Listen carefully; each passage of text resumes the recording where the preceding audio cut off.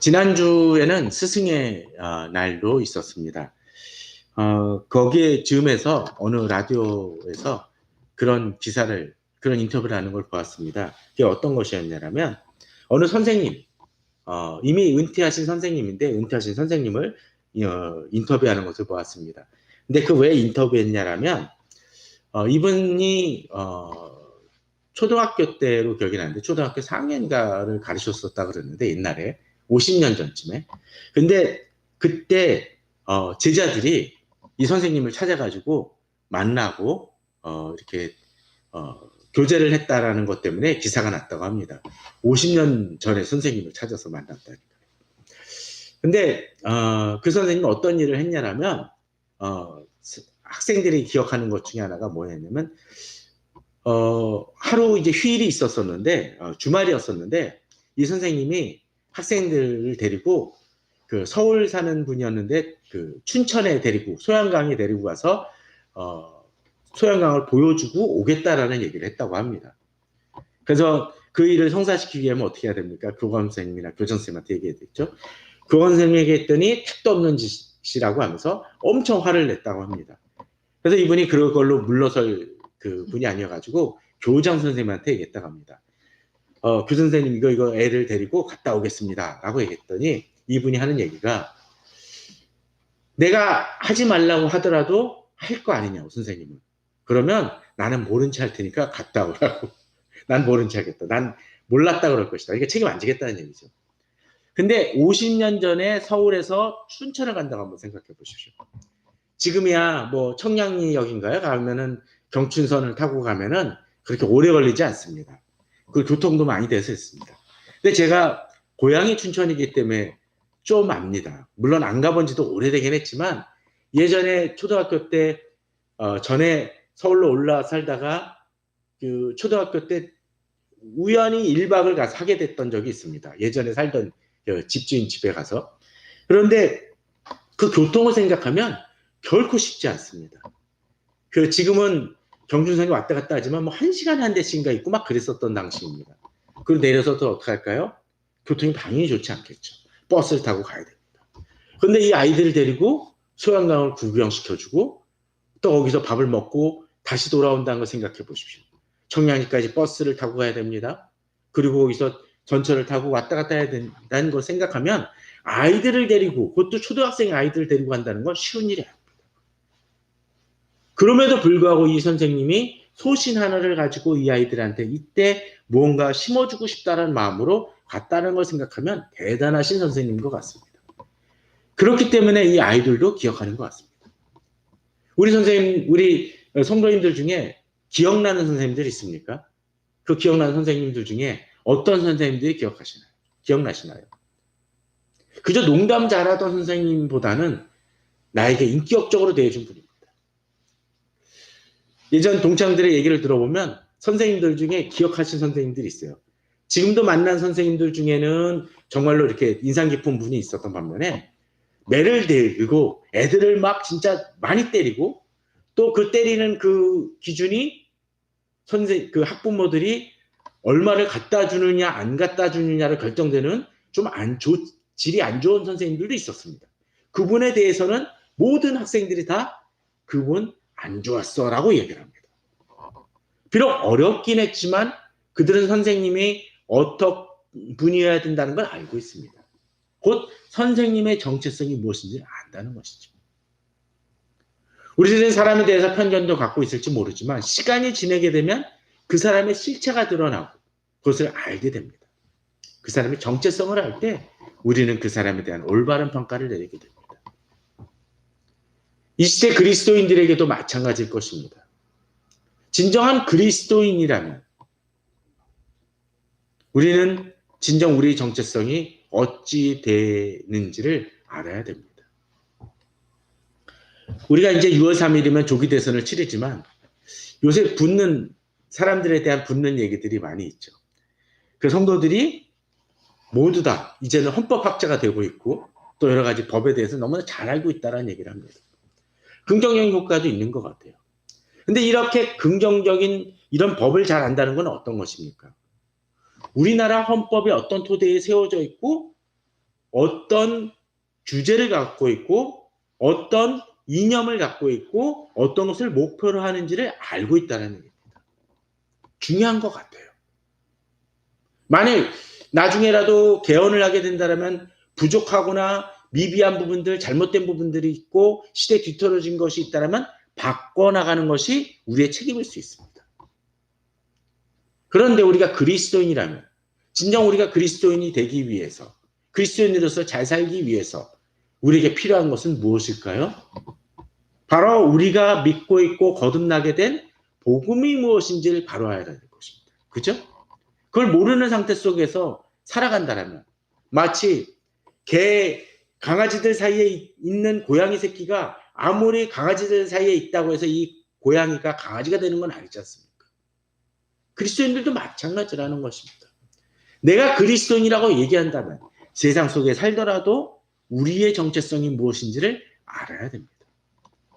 바로 바울은 갈라디아서를 통해서 계속적으로 그 얘기를 합니다. 그리고 그렇게 하면서 계속 얘기하는 것이 뭡니까? 복음이 무엇인지를 니들 바로 알 때는 이렇게 행동해서는 안 된다라는 것입니다. 곧 정체성과 어긋난다라는 것이죠. 오늘 본문은 이제 갈라디아서 6장 거의 마지막으로 달려가면서 이제 우리들의 삶이 어떠해야 되는지를 정체성이 있다라면 어떻게 살아야 되는지를 좀 더 구체적으로 자세히 실제적으로 알려주고 있습니다. 그걸 위해서 먼저 갈라디아서 5장에서 이런 부분이 나오고 있습니다. 만약 우리가 성령으로 살면 또한 성령으로 행할지니 헛된 영광을 위하여 서로 노엽게 하거나 서로 투기하지 말지어다라고 되어 있습니다.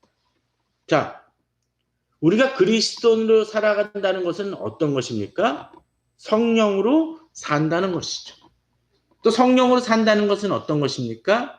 성령으로 행한다는 것입니다.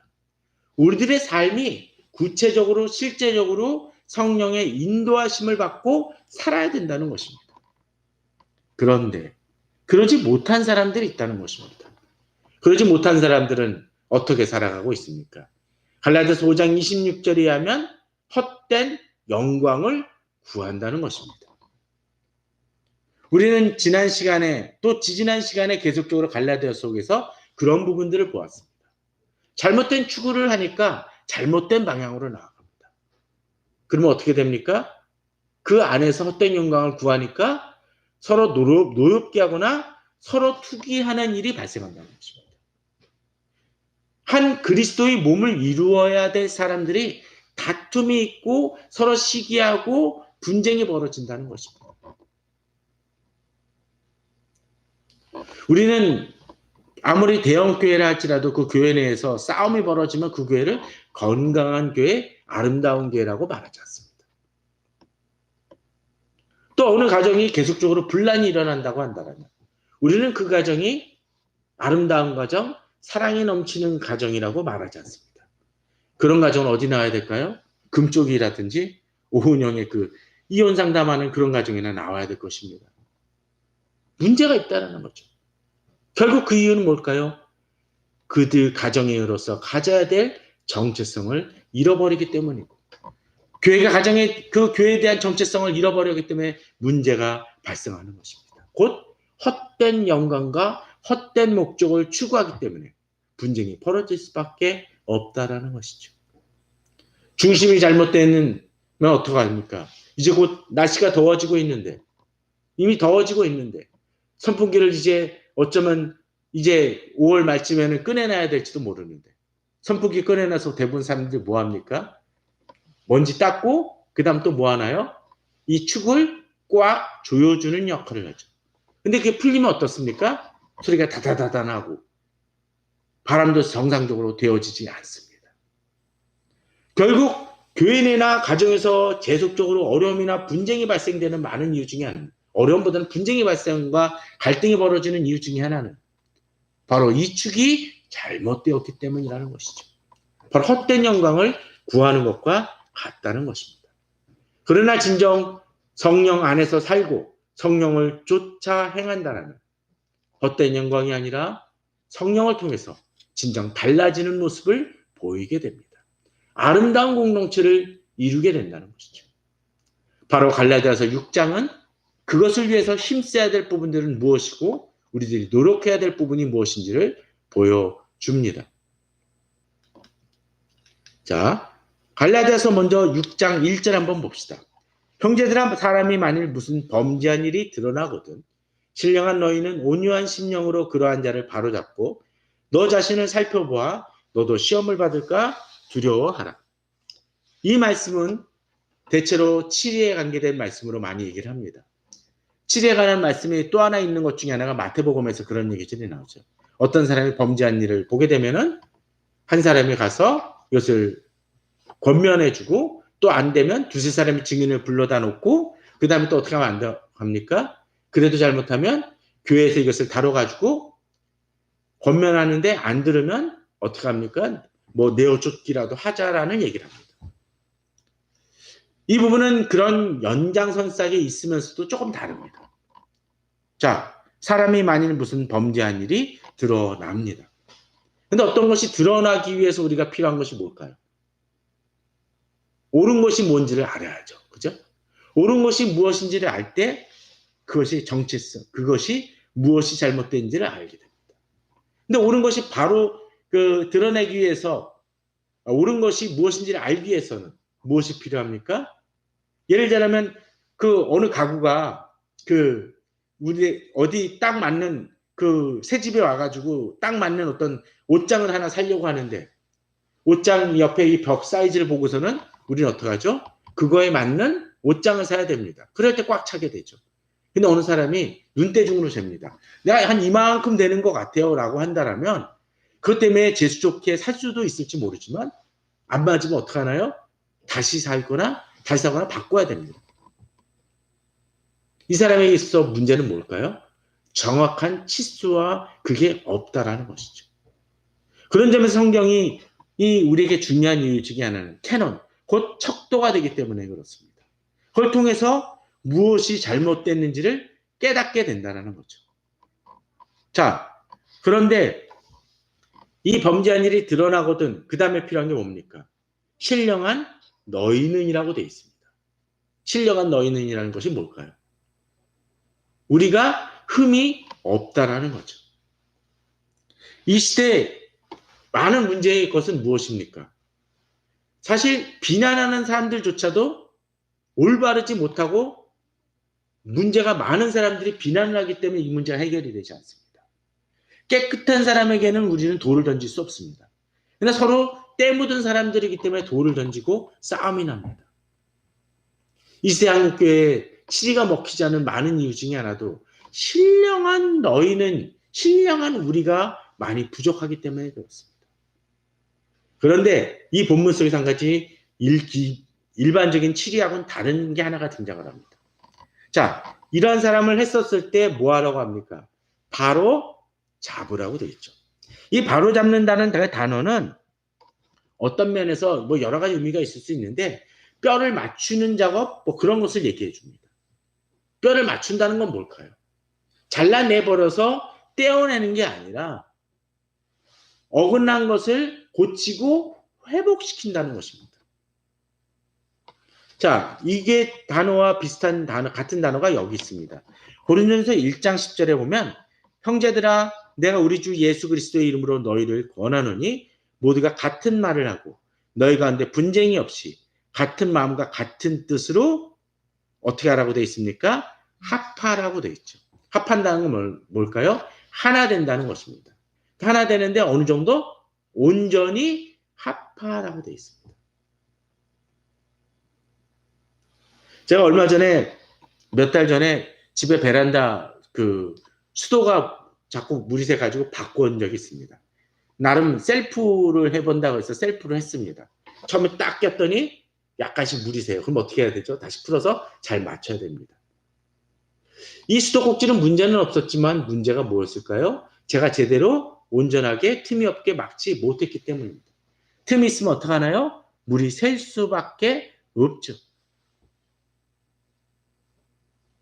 온전히 합하라는 그 말, 우리가 같은 마음과 같은 지시한 것으로 하나 되어지는 것처럼 진정으로 살펴보아 바로 잡는다는 의미는 바로 그런 의미랍니다. 바른 말을 할 때, 바로 잡을 때 어떤 일이 벌어집니까? 분쟁이 없어진다는 것입니다. 고린도전서 1장 10절에서. 이 시대 분쟁이 있다라는 것은 어떻게 바로 잡아야 될지를 잘 모르기 때문에 그렇습니다. 가끔씩 뼈가 부러졌다가 회복이 된 사람들 중에 그 후유증으로 계속적으로 오랜 동안 시달리는 사람들이 있습니다. 그런데 나중에 엑스레이 보면 어떻게 보통 여러 가지 경우가 있지만 그 사람들 중에 그런 사람들이 있죠. 뼈가 딱 이렇게 붙어야 되는데 약간 어긋나게 붙는 경우가 있습니다. 그럼 계속적으로 고통이 있을 수밖에 없습니다. 그렇기 때문에 온전하게 붙어야 됩니다. 온유한 심령으로, 너그러운 마음으로 죽이거나 해하거나 야단치는 데 목적이 아니라 온유한 심령으로 그러한 자를 바로잡는 데 목적이 있습니다. 치리가 목적이 아니기 때문에 그걸 통해서 어떤 일을 벌입니까? 너 자신을 살펴보아 나도 범죄한 자 같은 모습이 있지 않나를 반성한다는 것입니다. 우리에게는 이런 모습들이 필요한 것 같습니다. 한국교회 또는 우리 사회에 많은 분쟁이 벌어지는 이유 중에 하나는, 또는 많은 가정들이 깨어지는 이유 중에 하나는 상대는 비난을 하되 내 자신을 돌아보지 않는다는 것이죠. 여기에 심각한 문제가 있는 것 같습니다. 정말 좋은 가정은 어떤 것인가요? 뭐가 묻었어 라고 하기 이전에 손수건 가지고 물티슈 가지고 서로의 얼굴을 닦아주면 서로 얼굴이 깨끗해집니다. 근데 지금 어떡하나요? 너 얼굴 뭐 묻었어 라고만 얘기를 하지 닦아줄 생각은 아무것도 안 합니다. 한국교회의 모습이 바로 그런 것 같습니다. 사랑으로 품을 때 달라집니다. 진정한 하나 된다는 것이죠. 상대는 어떻습니까? 우리의 적이 아니라는 것입니다. 우리 사회도 마찬가지인 것 같아요. 여야 갈등이 벌어지고 또 많은 갈등과 싸움이 벌어지는 이유 중에 하나는 이념을 떠나서 우리가 서로 싸우고 있고 내가 비난하는 그 사람들도 누굽니까? 바로 같은 나라 백성이라는 것을 잊어버리기 때문이라는 것이죠. 그것을 깨달을 때 품을 수 있습니다. 바로 잡는데 그것이 그저 내 편으로만 만드는 것이 아니라 하나 되어주고 이해하려고 공감하는 모습이 필요하다는 것이죠. 비난이 목적이 아니라는 거예요. 이제 2절은 또한 이렇게 나아갑니다. 너희가 짐을 서로 지라. 앞서는 회복에 대한 부분들이 있더라면 이제 회복된 우리들이 나아가야 되는데 어떻게 돼요? 우리에게는 서로 각자가 지고 있는 짐이 있다라는 것이죠. 근데 그 짐을 질 때 모두 다 똑같이 질 수 있습니까? 못 지죠. 예컨대 20대랑 40대랑 60대가 똑같이 쌀 20kg를 져야 되고 그걸 옮겨야 되는 상황이 있다고 쳐봅시다. 그러면은 동일하게 그 쌀 20kg를 다 지고 갈 수가 있을까요? 못 지고 가는 사람이 있을 수 있습니다. 또 지구는 가는데 나보다 속도가 느릴 수도 있습니다. 경쟁사에 있어서는 어떻게 합니까? 누구든 빨리 지고 가면 됩니다. 그런데 우리는 경쟁해야 하는 곳이 아니죠. 그러니까 어떻게 해야 돼요? 짐을 서로 지라는 얘기입니다. 상대방이 너무 못 지는 것 같으면 도와줍니다. 내가 그보다 5kg를 더 졌다고 해서 불평하지 않습니다. 왜? 내가 그 짐을 대신 지어주려고 했기 때문이라는 것이죠. 얼마 전에 어느 방송에서 무슨 네팔에 가서 그 세르파의 일을 대신 해보는 같이 동행하는 모습을 봤었는데 무게가 거의 30kg, 40kg 달하는 무게입니다. 근데 그걸 가지고 나눠지고 또는 교대를 지는 일을 향합니다. 거기는 억울함이 없습니다. 자기가 자발적으로 져주는 것이기 때문이죠. 그리고 그렇게 짐을 서로 지는 것을 통해서 어떤 일이 벌어진다고 얘기합니까? 그리스도의 법이 성취되어지게 만든다라는 것이죠.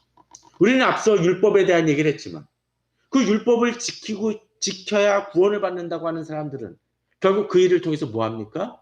네가 그것을 행할 때 네가 구원받을 수 있다라고 얘기를 하는 것이지 자기에게 있어서 그것을 어떻게 적용해야 될지는 얘기하지 않습니다. 또 그것은 기준이기 때문에 마치 지키지 않았을 때 형벌을 받고 벌을 받게 되지만 오늘 본문 속에서는 그것을 이뤄나가고 서로 격려하고 서로 자발적으로 행해 나가는 것임을 보여줍니다. 이 시대의 한국교회는 바로 이런 모습들이 있어야 됩니다. 부서 이기주의나 그런 것들이 있을 수 없다라는 것이죠. 목사와 장로들 간의 갈등이 있을 수가 없습니다. 짐을 서로 지는 것이기 때문에 서로 이해하는 노력들이 필요하기 때문이라고. 그런데 짐을 서로 지지 못하는 이유가 뭘까요? 내가 이런 사람인데 라는 생각이 듭니다. 노래 중에 그런 노래도 있었죠. 나 이런 사람이야. 그게 뭡니까? 나 존중하라는 얘기예요. 내 앞에서 꾸르라는 얘기죠. 나를 높이라는 얘기입니다. 그런데 문제는 뭡니까? 만일 누가 아무것도 되지 못하고 된 줄로 생각합니다. 지난번에 김장하 선생님에 대한 얘기를 했지만 그 김장하 선생님이 학교에 그 감사가 들어왔을 때 이분은 뭐 합니까? 대부분의 사람들은 감사가 들어오면 두려워하지만 이분은 어떻게 했나요? 두려워 안 합니다. 왜? 자기 정체성과 자기가 어떤 모습인지를 분명히 알고 확신하기 때문에 그렇습니다. 아무것도 되지 못한 게 아니라 되었기 때문에 된 것을 안다는 거죠. 그런데 우리 이 시대 많은 사람들은 아무것도 되지 못하고 된 줄로 생각하기 때문에 문제를 일으킵니다. 지금은 그런 사람들이 없겠지만 예전에 국회의원 중에는 그런 사람들이 있다고 합니다. 국회의사당에는 이제 딱 가면은 엘리베이터가 있어요. 뭐 국회의원 전용 엘리베이터도 있고 그러는데 그 중에 국회의원 몇몇은 바로 딱 자기가 엘리베이터 앞에 섰는데도 이 스위치를 안 누른다고 합니다. 왜 그럴까요? 누군가 대신 눌러줘야 된다고 생각하는 사람들이 있었다고 합니다. 참 그러고 보면 우리나라 국민들도 참 한심해요. 그런 사람들을 국회의원으로 뽑은 사람들이 있었다는 얘기니까요.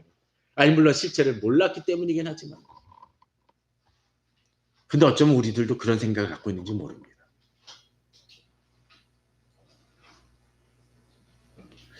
장로가 되려는 이유 중에 하나는 어떤 사람들은 또 권사가 되고자 하는 이유 중에 하나는 내가 장로나 권사가 돼야 인정받는다고 생각하는 사람들이 있습니다.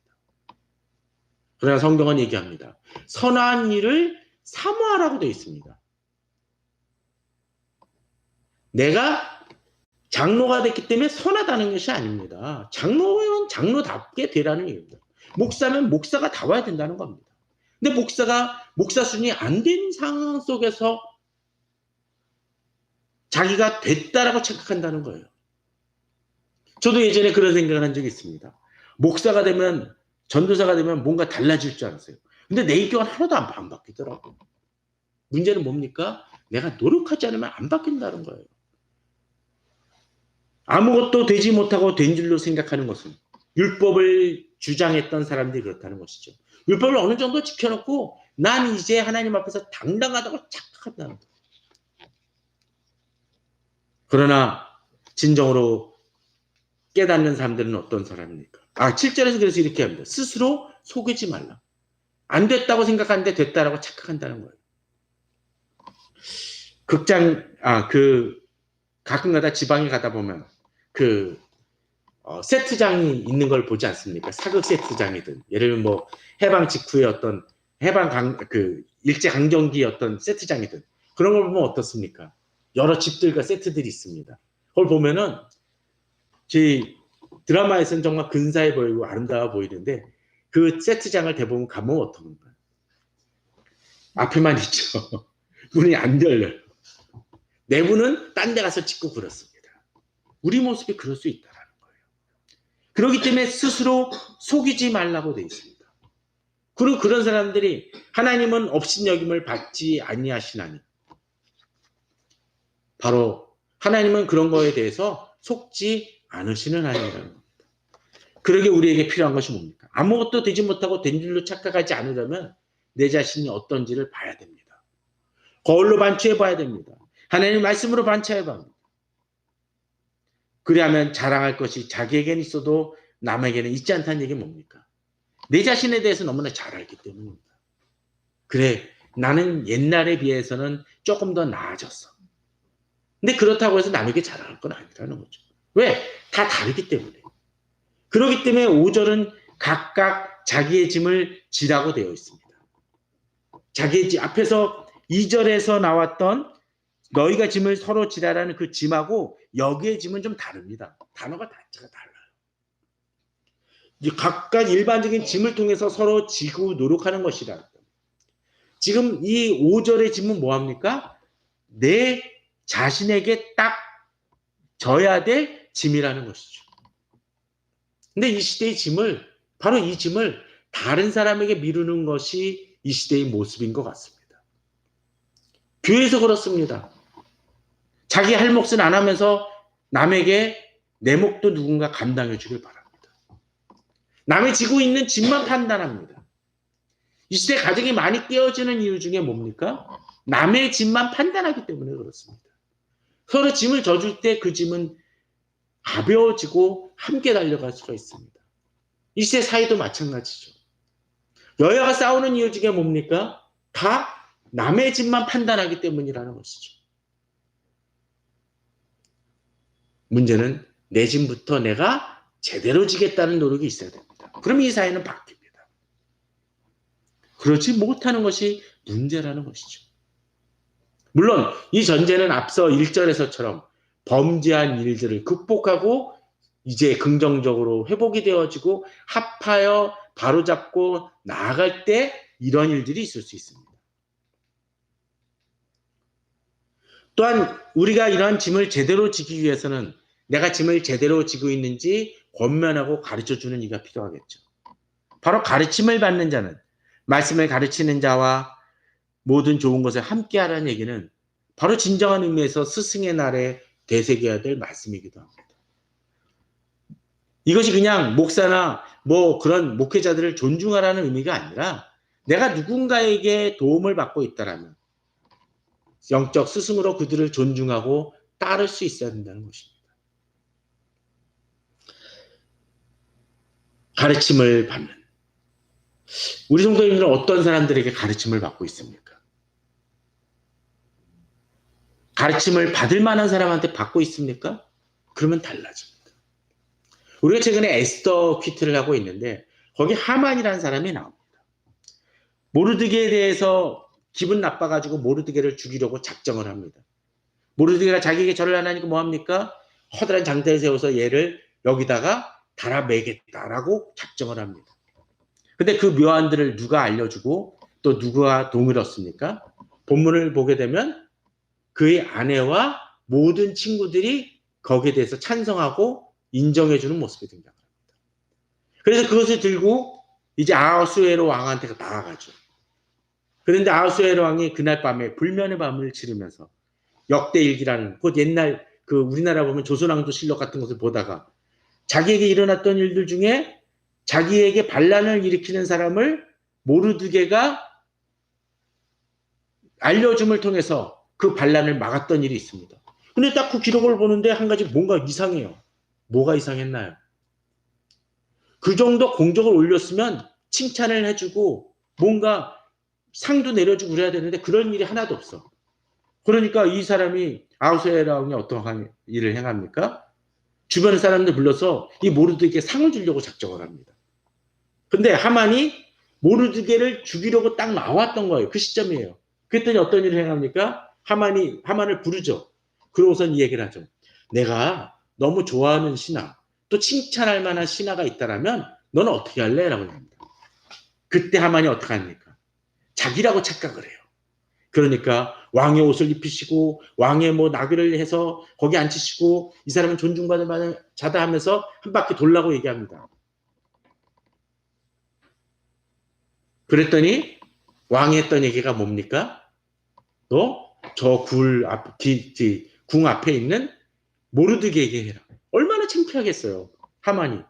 자기가 죽이려고 했는데. 앞서 얘기했던 것처럼 그는 자기가 되지도 않은데 자기 것으로 생각한다는 거예요. 자기 위주로 착각하니까 왕이 높일 사람은 자기밖에 없다고 착각을 하는 거죠. 여기서 첫 번째 실패가 나옵니다. 두 번째, 가서 이제 그런 모욕을 당했다고 이야기를 합니다.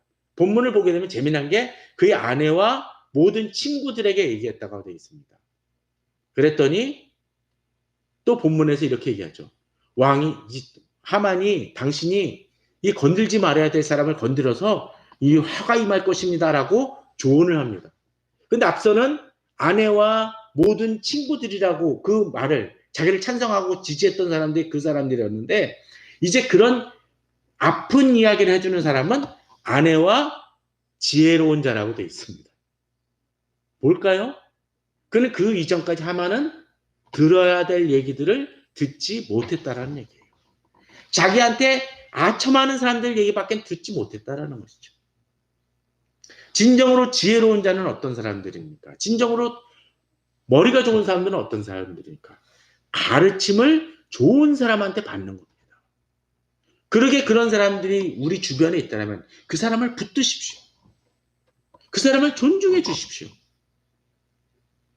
그렇기 때문에 어떤 때는 내가 조언을 받는 사람이 내 주위에 어떤 사람인지도 구분해야 되고 또 그 사람에게 내가 어떤 대접을 하고 있는지도 살펴봐야 될 것입니다. 진정으로 좋은 스승이 있다면 진정으로 존중해주고 내게 아픈 얘기라도 해줄 수 있는 그 친구가 있다면 우린 그들을 존중해주고 높여줘야 될 것입니다. 다시 한번 얘기합니다. 스스로 속이지 말라고 되어 있습니다. 앞서 얘기했던 것처럼 어느 고양이가 강아지 사이에 있다고 나는 개야 라고 이야기를 한다고 해서 고양이가 개가 될 수가 없습니다. 사람도 그렇습니다. 자신이 괜찮은 사람, 나는 뛰어난 목사, 하나님 앞에 사랑받는 목사라고 아무리 얘기한다 할지라도 실제로 그렇지 않더라면 하나님은 그 자신이 자기 자신을 스스로 속이는 사람에 대해서 속으십니까? 아니라는 거예요. 속는 사람은 누구 혼자예요? 자기 혼자죠. 저는 하나님의 사람으로서 막 얘기를 하는 어느 목사가 있다고 쳤을 때 주변 성도들이 그 목사가 삶이 어떤지를 안다라면 그 목사님에 대해서 아무리 얘기한다고 해서 그렇게 얘기한다고 해서 동의해 줍니까? 안 합니다. 앞에서는 내 목사님 은혜 받았습니다라고 얘기하지만 은혜는 개뿔 뭔가 맨날 문제만 일으키면서 라고 뒤에서 뒷담화만 할 것입니다. 우리는 알아야 됩니다. 사람이 무엇으로 심든지 그대로 거두리라. 전에도 그런 얘기를 했었죠. 나의 지금 모습은 1년 전에 내가 뭘 하고 있었느냐로 결정될 수 있다는 것입니다. 그러기 위해서 지금 내가 무엇을 투자하고 있는지를 돌아봐야 될 것입니다. 또 지금의 내 모습을 통해서 과거에 내가 무슨 잘못을 행했거나 어떤 선택을 행하고 살아왔는지를 돌아봄이 필요하다는 것이죠. 8절은 좀 더 구체적으로 얘기합니다. 자기 육체를 위하여 심는 자는 육체로부터 썩어질 것을 거두고 성령을 위하여 심는 자는 성령으로부터 영생을 거두리라. 그 얘기는 진정한 성령의 공동체가 되기 위해서는 우리가 무엇을 심어야 됩니까? 성령의 인도하심을 받는 삶을 살아야 된다라는 것입니다. 그럴 때 변화가 있습니다. 그러기에 우리는 어떤 때는 육체를 심는 것이 더 당장 좋은 일처럼 비춰질 수 있을지 모릅니다. 그러나 어떻게 해야 됩니까? 우리가 선을 행하며 하나님의 말씀대로 성령을 쫓아 살아갈 때 어떤 때 지칠 수 있습니다. 낙심할 때도 있습니다. 아마도 이런 것들은 농사를 지어본 사람들은 알 것 같습니다. 농사를 짓는 사람들 어떻습니까? 감자 같은 거 씨앗을 뿌리거나 그렇게 되면 한 2, 3일 물 준다고 해서 나지 않습니다. 어떤 때는 몇 주가 걸려요. 몇 주 걸리다 보면 어떤 느낌이 들까요? 이거 썩었나? 이제 끝난 거 아닌가? 이미 죽은 거 아닌가 생각이 듭니다. 근데 어느 순간 나요. 바로 우리가 선을 행하되 낙심하지 마는 것처럼 성령을 심었을 때 당장은 어떤 것이 변화가 되지 않는 것처럼 그러나 그것이 나고 무엇이 열매를 맺는 그 단계까지 분명 온다는 것입니다. 굳은 뿌리로 된 굳은 식물을 심을 때도 마찬가지인 것 같아요. 가끔 이 꽃이 나고서는 이제 꽃이 사라지고 모든 것이 죽은 것처럼 비춰질 때 있습니다. 근데 수목원이나 식물원 하는 분들이 하는 얘기가 뭔가요? 그거 그냥 냅두세요. 다 말라 비틀어진 것 같이 비춰지더라도 냅두세요. 그리고 가을에 물을 흠뻑 주십시오. 그러면 싹이 날 것입니다. 죽은 것 같지만 아닐 때가 있다는 것입니다. 우리가 노력하고 힘쓴다라면 결국 결과를 거둔다는 것입니다. 포기하지 않으면 때가 이름에 거두리라. 그러게 우리는 이제 더욱더 아직도 부족한 점이 있다 할지라도 힘쓰며 나아가야 됩니다. 이제 마지막 절로 말씀을 마치겠습니다. 그러므로 우리는 기회 있는 대로 모든 이에게 착한 일을 하되, 우리는 정말 많은 착한 일을 주님 앞에서 여러 가지 행해야 됩니다. 근데 보면은 이렇게 얘기하죠. 더욱 믿음의 가정들에게 할지니라. 왜 그럴까요? 바로 앞서 우리가 범죄한 일이 드러나거든 그 사람들 보고 어떻게 하라고 그랬죠? 바로 잡으라 그랬죠. 이 바로 잡는 건 뭐합니까? 하나 되어지는 것입니다. 딱 이가 맞춘 거죠. 또 어떻게 하라고 그랬었습니까? 서로 짐을 지라고 했습니다. 근데 이 짐을 누구랑 같이 집니까? 믿음의 가정들하고 하지 않겠습니까? 또 어떻게 하죠? 말씀을 가르치는 자와 좋은 것을 함께 하라고 했었을 때 이 말씀을 가르치는 자는 어떤 사람들입니까? 역시 믿음의 가정일 것입니다. 또한 이 가정에 따라 이 믿음의 가정은 의미가 있습니다. 진정으로 아름다운 가정들이 하나 되어질 때 거기에 파워가 있다는 것입니다. 진정한 하나됨이 될 수가 있습니다. 믿음의 가정이 아니고 불신의 가정이라면 어떤 일이 벌어질까요? 뭔가 아구가 안 맞아요. 온전히 합할 수가 없습니다. 그걸 제거할 때 가능합니다. 그러기 위해서 우리는 정년의 과정을 통해서 계속적으로 믿음의 가정으로서 서로 협력하고 하나 되어질 때 능력이 있습니다. 제 주변에도 저를 생각해주고 언제나 기도해주는 사람들을 보면 믿음의 가정들임을 보게 됩니다. 믿음의 사람들임을 보게 됩니다. 지금 내 주변에 어떤 사람들이 있는지를 보고 서로 그 사람들하고 어떤 땐 소원해졌다 할지라도 그들을 위해 기도하고 그들을 섬기고 안부를 묻고 도와주시기 바랍니다. 그럴 때 진정 우리는 어떻게 합니까? 그 착한 일을 통해서 거둘 것을 거두게 될 것이고 또 우리는 성장하고 얼마 지나지 않아서 아니 어느 정도 때가 되면 거둘 것을 거두는 놀라운 일들을 경험할 것입니다. 그것이 진정한 성령 안의 공동체이고 파워일 것입니다. 그러한 것들을 진정 경험하시고 은혜를 누리시고 서로 사랑을 나누시는 우리 모든 성도님들 되시기를 주님의 이름으로 축원합니다. 다 같이 기도하시겠습니다.